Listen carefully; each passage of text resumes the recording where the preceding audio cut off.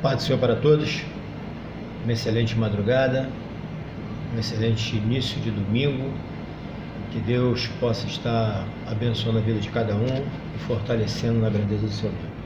Hoje vamos estar falando sobre Elias, o profeta de Baal no Monte Carmelo. Elias, profeta de Baal no Monte Carmelo. Uma passagem bíblica um tanto conhecida. Nós vamos trazer alguns pontos aqui para que a nossa compreensão aumente sobre a palavra de Deus e sobre o poder de Deus na vida de cada homem, né?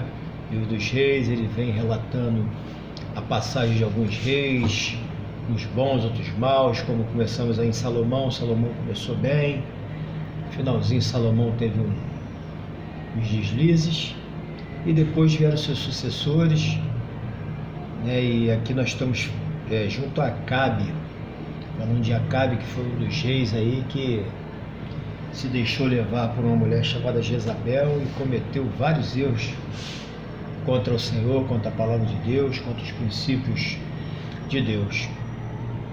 Então nós vamos estar lendo hoje 1 Reis 18,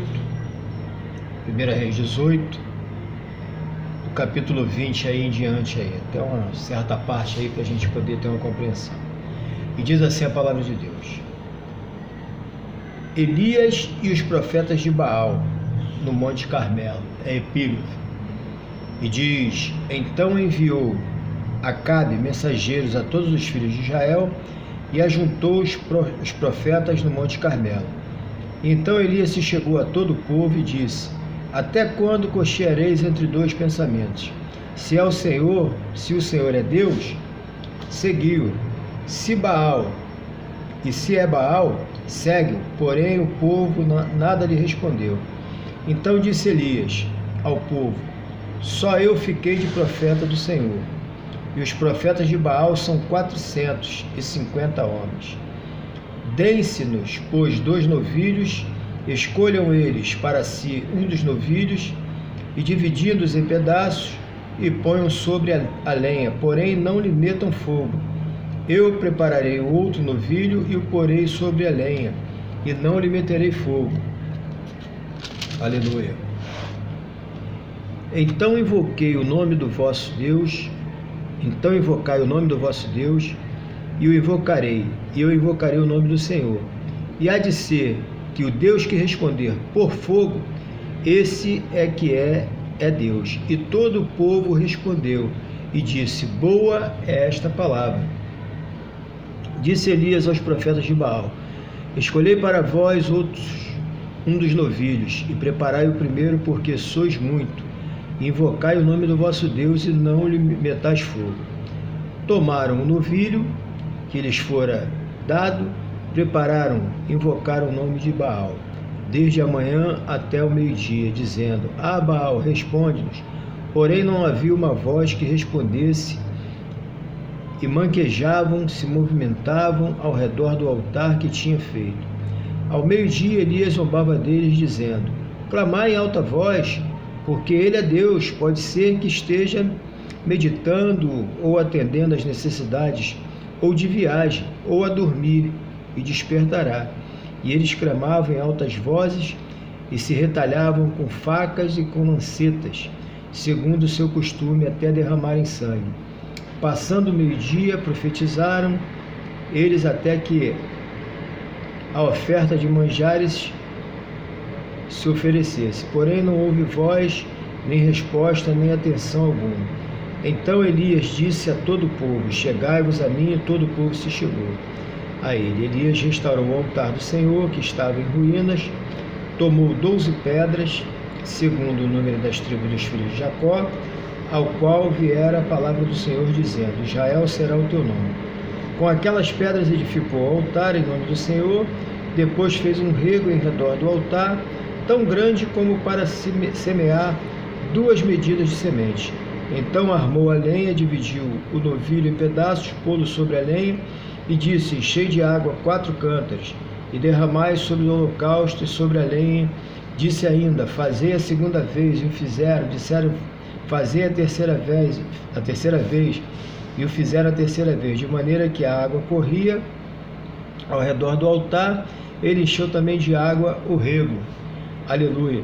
No devido tempo, para se apresentar a oferta de manjares, aproximou-se o profeta Elias e disse: Ó Senhor, Deus de Abraão, Isaque e de Israel, fique hoje, aleluia, sabido que tu és Deus em Israel, e que eu sou teu servo, e que segundo a tua palavra fiz todas essas coisas. Respondendo-me, Senhor, responde-me, para que este povo saiba que tu, Senhor, é Deus, e que te fizeste retroceder o coração deles. Então caiu o fogo do Senhor e consumiu o holocausto, e a lenha, e as pedras, e a terra, e ainda lambeu a água que estava no rego. Que vendo todo o povo caiu de rosto em terra e disse: O Senhor é Deus, o Senhor é Deus.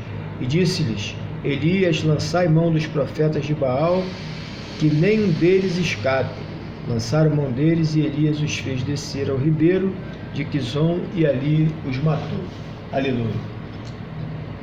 Glória a Deus. Então nós vemos aí um profeta super confiante na palavra de Deus, um profeta que verdadeiramente cria naquilo que Deus o mandava fazer, naquilo que Deus ordenava.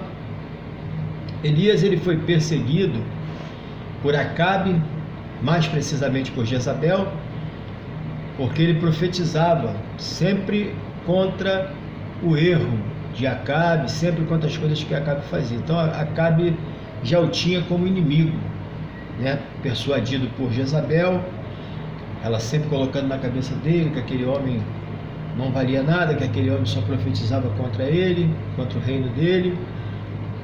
E esses profetas aí citados, 450 profetas de Baal, eram profetas que se vendiam, profetas que se vendiam para profetizar aquilo que o seu Senhor queria. Ou seja, tudo que Acabe queria escutar, eles falavam. Tudo que Jezabel queria escutar, eles falavam. Eles nunca profetizavam contra, ou pelo menos como advertência para esse casal. Não, eles só falavam aquilo que eles queriam ouvir, para que eles não fossem magoados. Então, por isso, quando Elias fala para o povo, até quando cocheareis entre dois pensamentos, entre dois senhores, ele quer dizer exatamente, irmãos, que hoje nós vemos pessoas dizendo: eu amo a Deus, eu tenho Deus no coração, Deus está comigo, Deus é meu refúgio, mas ao mesmo tempo se vale de outros deuses, adoram outros deuses, creem em outros deuses, buscam a face de outros deuses para lhe auxiliar em algumas coisas, principalmente em partes financeiras. Tem pessoas que procuram certas entidades para poder enriquecer, para poder vender seus produtos e tantas outras coisas mais. Outros, para questões amorosas, vão buscar felicidade, felicidade entre aspas, vão buscar felicidade nessas coisas, oferecendo sacrifícios, oferecendo certas coisas para que alcancem um amor, para que alcancem uma certa pessoa, às vezes até pessoa casada.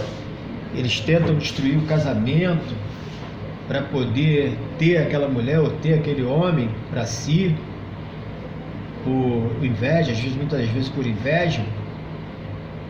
Então nós vemos que não devemos adorar outros deuses, devemos pedir a Deus, um cônjuge que seja de Deus, para que Deus venha nos dar a mulher perfeita ou o esposo perfeito para a sua mulher, para que haja amor, haja verdadeiramente a unção de Deus sobre o seu casamento. Então não busque aquilo que não é de Deus, aquilo que vem de outros deuses. Se nós repararmos na Bíblia, quando se cita aqui esses deuses, aí ele vem em letra minúscula. Eles são deuses que não têm poder, assim propriamente dito, porque tudo é feito sobre a vontade de Deus. Então a Bíblia diz que não cai uma folha se não for da permissão de Deus. Então, se não cai uma folha se não for da permissão de Deus, você imagina certas situações aí que acontecem aí. Pessoas vão para o centro de macumba, aí começam ali tentar pegar o esposo, a esposa de outra pessoa, aí gasta isso, gasta aquilo, e no final o resultado não é aquilo que esperado, porque até pode acontecer por um tempo, mas a magia, né, digamos assim, ela acaba. Tem uma certa hora que ela acaba, aquele feitiço tem uma hora que ele se desfaz, porque isso não é da vontade de Deus. Então Elias, ele convoca, ele já tinha avisado Acabe, já tinha falado com Acabe tinha posto para correr da cidade, ameaçou matá-lo, ele se esconde, Deus o preserva, e nesse momento Deus o traz novamente àquela cidade, manda ele lá falar com Acabe. Ele até teme, mas ele vai me matar, vai lá que eu te garanto. Então, quando Deus ele te manda para uma situação, manda você abrir tua boca e falar, fale com propriedade, fale sem medo, porque verdadeiramente Deus, ele é o nosso guia, Deus é a nossa força, Deus é o nosso general de batalha, Deus é aquele que vai na frente. Antes de tudo acontecer, Deus já está na frente, já envia os seus anjos na frente para cortar todo o mal, todo o laço. Então você pode ir com tranquilidade quando Deus te mandar, não quando você achar que você deve ir, porque o que achamos quase sempre não dá certo. Então Elias vai até um dos mensageiros e manda falar com Acabe. Avisa Acabe que eu estou aqui. E Acabe vem pronto para matar. E ali Elias se desafia mais uma vez e manda que ele traga seus 450 profetas até o Monte Carmelo, para que ali eles pudessem fazer um desafio para mostrar quem era Deus verdadeiramente. Se eram os deuses que eles serviam, os deuses em quem eles confiavam, e iludia todo o povo a também adorar esses deuses, porque o povo, temendo a Acabe, que era o rei, e a Jezabel principalmente, o povo também adorava esses deuses. Então ele faz um desafio: convoca aí os teus 450 profetas, há de ser que aquele que responder com fogo, esse é o verdadeiro Deus. Então, ao chegar ali no Monte Carmelo, o povo foi convocado a estar junto, e o povo ali se chega, começa a ver aquele ritual, a preparação dos 2 bezerros, um para Elias, outro para os 450 profetas de Baal. Eles ali preparam, botam no altar e começam a clamar a Baal. E chamam, clamam, se lancetam, se esfaqueiam, sangram, sofrem, e nenhuma resposta veio. A Bíblia diz no Salmo 115: tem olhos, mas não veem, tem mãos, mas não apalpam, tem boca, mas não falam, tem ouvidos, mas não ouvem, tem nariz, mas não cheiram, tem pés, mas não andam. Isso aí se refere aos ídolos. Se refere aos ídolos. A Bíblia também diz em Êxodo 20, versículo 4, que não devemos adorar imagem nem semelhança de coisas que há no céu ou debaixo das águas. É a advertência de Deus falando. Então nós vamos ver que são imagens feitas pelo homem, e muitas das vezes pessoas se prostram. Eu não sou hipócrita, já fiz isso também, né? Eu não nasci em berço evangélico, eu entendo